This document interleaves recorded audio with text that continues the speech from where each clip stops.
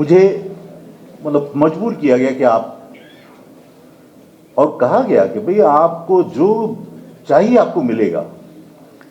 یعنی مجھے باقاعدہ کہا گیا کہ آپ آئیں آ کے متحدہ سنبھالیں. میں نے کہا متحدہ سے میرا کیا تعلق؟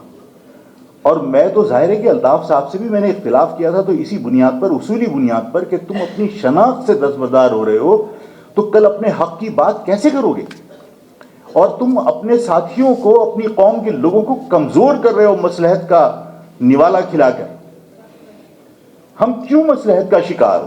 اس سندھ کے سیاست دان اور تاریخ دانوں نے اپنی کتابوں میں لکھا ہے کہ سندھ کی زمین نہیں بلکہ عورتیں تک گروی تھیں راجہ داہر کے پاس، ہندوؤں کے پاس، ان کی نسلوں کے پاس. اور باقاعدہ قائد اعظم سے درخواست کی گئی تھی، معاہدہ کیا گیا تھا کہ پاکستان بننے کے بعد ہماری عورتوں کو اور ہماری جائیدادوں کو ہمیں واپس کیا جائے. جو آج سن آف سوائل کہتے ہیں وہ سن آف سوائل اس وجہ سے کہ تمہارے باپ داداؤں نے قربانی دی تھی اور انہوں نے یہ پاکستان بنایا تھا جس کی وجہ سے آج وہ سن آف سوائل کہتے ہیں.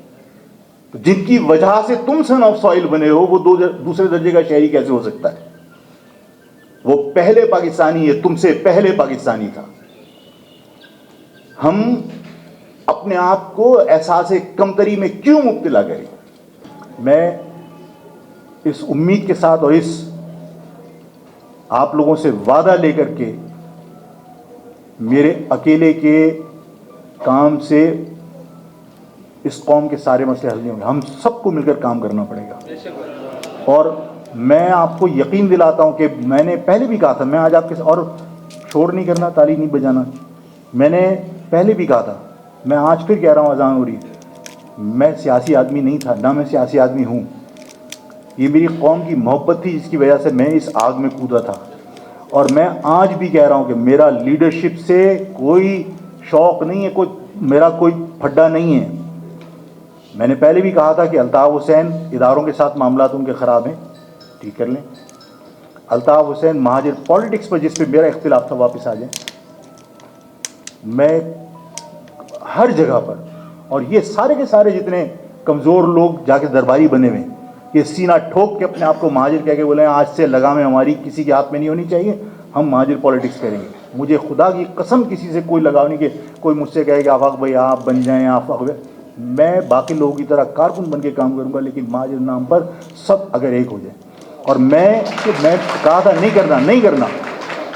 میں نے یہ بات کیوں کہی ہے؟ اس لیے کہی ہے کہ کسی کے ذہن میں یہ نہ ہو کہ آفاق 1.5 اینٹ کی مسجد بنا کے بیٹھا ہے.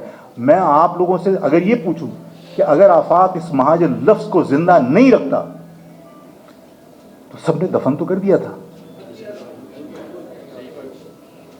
آفاق نہیں الیکشن جیت سکا. اسمبلی کے اندر ہمیں کبھی بھی ادارے جو ہے وہ آسانی سے جانے نہیں دیں گے. میری اس جدوجہد کا مقصد یہ نہیں ہے کہ آفاق احمد کل MNA بنے گا یا آفاق احمد کل پارٹی کا سربراہ بنے گا.